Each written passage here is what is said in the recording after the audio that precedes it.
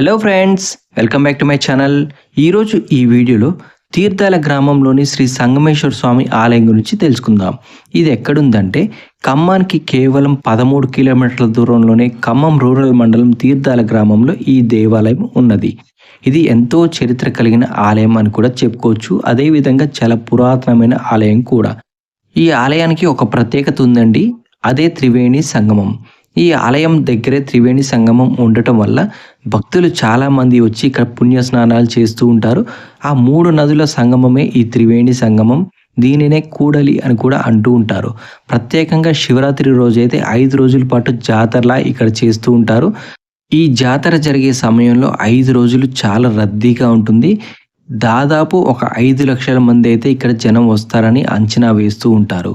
అలాగే ఈ ఆలయంలో ఈ శివరాత్రి రోజు కళ్యాణం కూడా జరిపిస్తుంటారు. కళ్యాణం చూడటానికైతే చాలామంది భక్తులైతే ప్రత్యేకంగా వచ్చి ఇక్కడ నిద్ర చేసి వాళ్ళ పూజలు చేసుకుని వెళ్తూ ఉంటారు.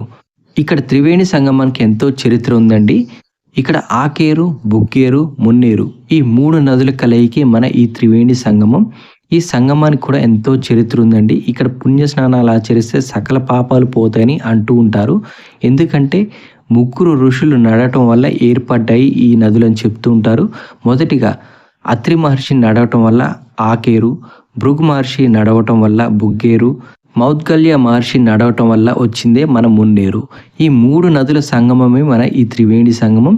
ఇక్కడ పుణ్య స్నానాలు ఆచరిస్తే సకల పాపాలు దోషాలు తొలగిపోయి సుఖ సంతోషంగా ఉంటారని అందరూ భావిస్తూ ఉంటారు. కాబట్టి శివరాత్రి రోజు వాళ్ళ పాపాలు ఉన్నా ఇక్కడ స్నానాలు చేస్తే అన్నీ తొలగిపోతాయని ప్రత్యేకంగా వచ్చి స్నానాలు అయితే ఆచరించి వెళ్తూ ఉంటారు.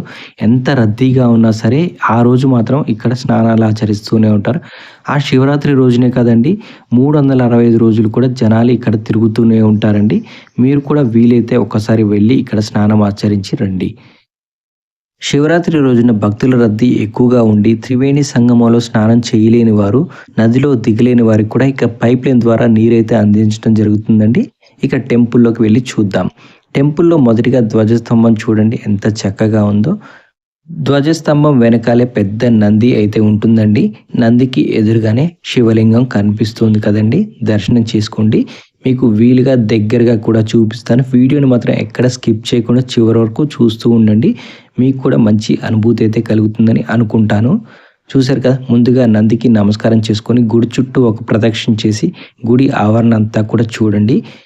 మరీ ముఖ్యంగా కార్తీక మాసంలో శివరాత్రి రోజునైతే భక్తుల రద్దీ చాలా ఎక్కువగా ఉంటుందండి. ఇక్కడ నడవటానికి కూడా చోటు అనేది సరిపోదు. అంత భక్తజనం ఇక్కడ దర్శనం ఇస్తూ ఉంటారు. సాధారణ రోజుల్లో మరి అంత రద్దీగా ఏముండదండి, ఖాళీగానే ఉంటుంది.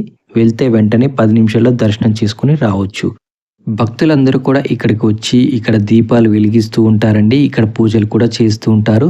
మరీ ముఖ్యంగా కార్తీక మాసం శివరాత్రి రోజుల్లో అయితే భక్తులు చాలా విపరీతంగా అయితే ఉంటారండి. ఇలా టెంపుల్ ఆవరణలోనే నాగశిలలు అదేవిధంగా నవగ్రహాలు కూడా ఉంటాయండి. ప్రదక్షిణ చేసుకోండి. ఇలా టెంపుల్లో ఒక ప్రదక్షిణ చేసుకున్న తర్వాత ఇప్పుడు టెంపుల్లోకి వెళ్ళేది చూద్దాం. ఈ ఆలయంలో చాలా ప్రత్యేకతలు ఉన్నాయని చెప్పుకున్నాం కదండి. మొదటిగా త్రివేణి సంగమం గురించి చూసాం. ఇక రెండోది శివలింగం. ఇక్కడ శివలింగం కూడా చాలా ప్రత్యేకమైనదండి. శివలింగానికి కూడా ఎంతో చరిత్ర అయితే ఉన్నది. ఆ చరిత్ర తర్వాత చెప్తాను. కానీ ముందుగా ఈ శివలింగానికి ఉన్న ప్రత్యేకత ఏంటో చూద్దాం. తెల్లటి నునుపైన ప్రత్యేక శిలతో చేసిన సంగమేశ్వరుని లింగాకారం పానమట్టంతో విడిగా తీసి పక్కన పెట్టేందుకు అనువుగా ఉన్నట్టు నిర్మించారు.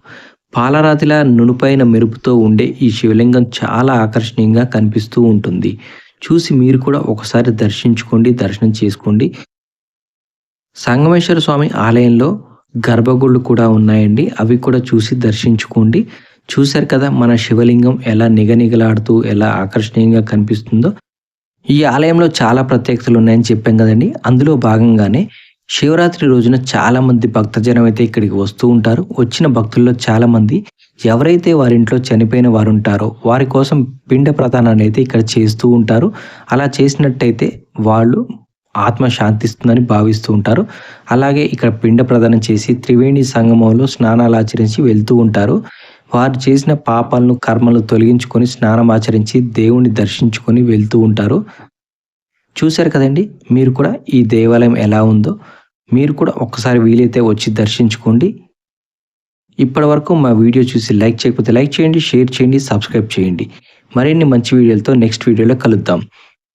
వీలైతే శివరాత్రి రోజున జాతర జరిగే సమయం ఎలా ఉంటుందో కూడా చూపిస్తాను.